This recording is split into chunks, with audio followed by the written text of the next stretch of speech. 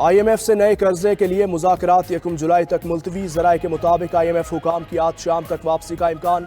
नए कर्जों पर आयद शराइत पर अमल दरामद की पार्लियामेंट से मंजूरी भी मौखर। ये मंजूरी बजट के ऐलान के बाद ली जाएगी। अब तक मंजूर शुदा शराइत और उनके पूरा होने पर जुज़वी इत्तेफाक हुआ। मंजूर शुदा शराइत पर पार्लियामेंट से मंजूरी के बाद मुज़ाकरात दोबारा शुरू होंगे। दूसरी जानिब IMF ने पाकिस्तान के कर्जों में इजाफे का खदशा जाहिर कर दिया। नए माली साल के दौरान कर्जों में 10,433 अरब रुपए इजाफे का तखमीना।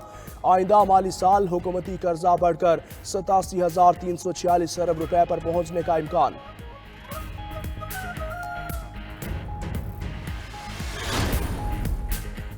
वज़ीर-ए-आज़म शहबाज शरीफ एक रोज़ा दौरे पर UAE पहुँच गए। नायब वज़ीर-ए-आज़म इसहाक डार, वफाकी वज़रा अता तारड़, ख्वाजा आसिफ, जाम कमाल और दीगर भी हमरा।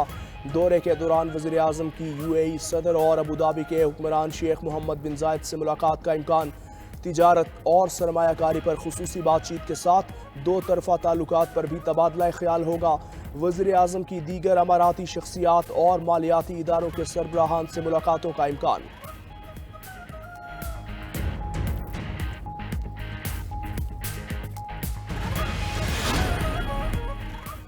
वफाकी वज़ीर ख़जाना मोहम्मद औरंगज़ेब की ज़ेर सदारत ECC का इजलास आज होगा।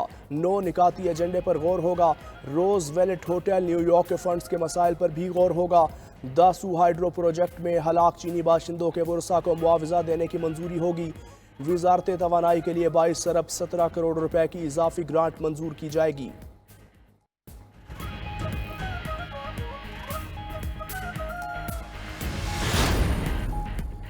वज़ीर-ए-आज़म शहबाज शरीफ की ज़ेर सदारत चीनी की बरामद से मुतालिक खुसूसी इजलास हुआ। ब्रीफिंग में बताया गया कि चीनी बरामद ना हुई तो आइंदा सीजन में शुगर मिल्स दिवालिया हो जाएंगी।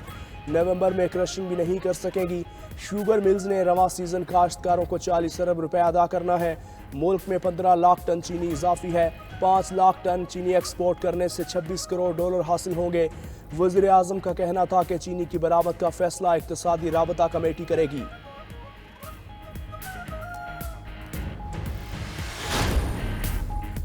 PTI वफ्द की मौलाना फजलुर रहमान से मुलाकात के बाद अहम पेशरफ्त। PTI सीनियर क़यादत का एहतजाजी तहरीक को नए सिरे से शुरू करने पर गौर।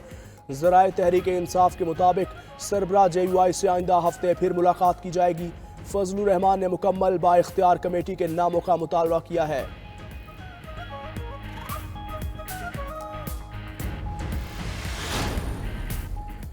पेमरा की जानिब से कोर्ट रिपोर्टिंग पर पाबंदी का इकदाम लाहौर हाई कोर्ट में चैलेंज कर दिया गया। समरा मलिक एडवोकेट ने लाहौर हाई कोर्ट में पेमरा का नोटिफिकेशन चैलेंज किया। दरख्वास्त में पेमरा, वफाकी हुकूमत और सेक्रेटरी इंफॉर्मेशन को फरीक बनाया गया। दरख्वास्त में मौक़िफ़ अपनाया गया कि पेमरा का 21 मई को जारी करदा नोटिफिकेशन गैर कानूनी है। पेमरा का नोटिफिकेशन आइन के आर्टिकल 19 और 19A की खिलाफ वर्जी है। अदालत पेमरा का नोटिफिकेशन कालअदम करार दे।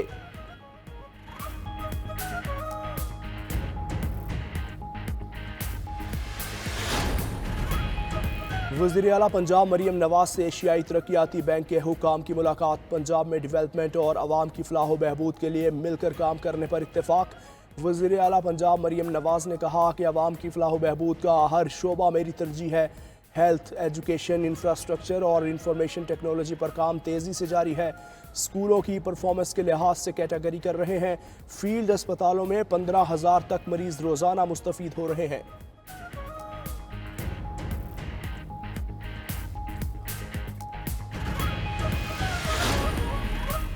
किर्गिस्तान में फंसे तलबा की वतन वापसी जारी। लाहौर, इस्लामाबाद और पेशावर के बाद कराची के तलबा भी आ गए। 205 तलबा को वज़ीर आला सिंध मुराद अली शाह ने कराची एयरपोर्ट पर वेलकम किया। तलबा ने हुकूमती सतह पर किए जाने वाले इक़दामात नाकाफ़ी करार दे दिए। कहा अब भी बड़ी तादाद में तालिब इल्म बशकेक में फंसे हैं। खौफ के बाइस घरों से नहीं निकल रहे।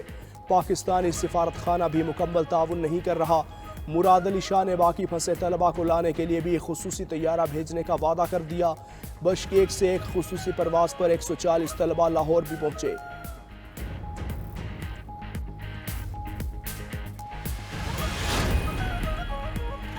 पिंक बस सर्विस हमारा पायलट मंसूबा है, लोगों की तकलीफ का अंदाजा है। शर्जील मेमन का सिंध असम्बली में इजहार ख्याल।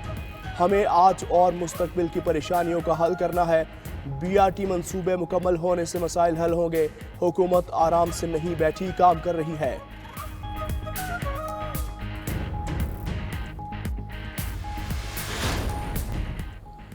मुल्क में कहर ढाने लगी गर्मी। सिंध और पंजाब के वासी हल्कान आज भी पारा 50 डिग्री को छू गया। बालाई सिंध के इलाके सबसे ज्यादा मुतासिर।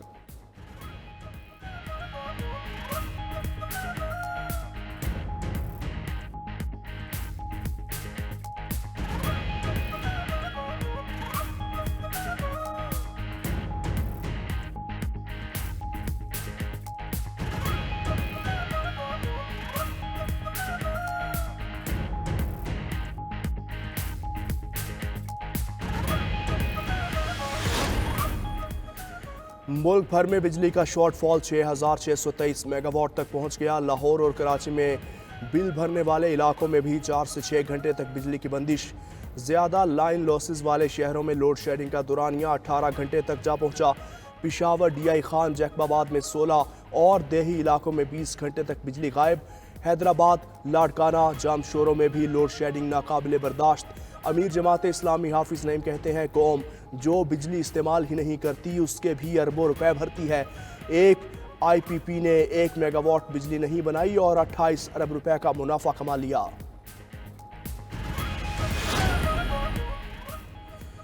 और ईरान के मरहूम सदर इब्राहिम रईसी की मैयत तेहरान से मशरकी शहर बेरजंद पहुंचा दी गई। हज़ारों अफराद ईरानी सदर को खिराज अकीदत पेश करने के लिए सड़कों पर जमा। मैयत को आज तदफीन के लिए आबाई शहर मशहद ले जाया जाएगा। तदफीन इमाम अली रजा के रोज़े के इहाते में की जाएगी।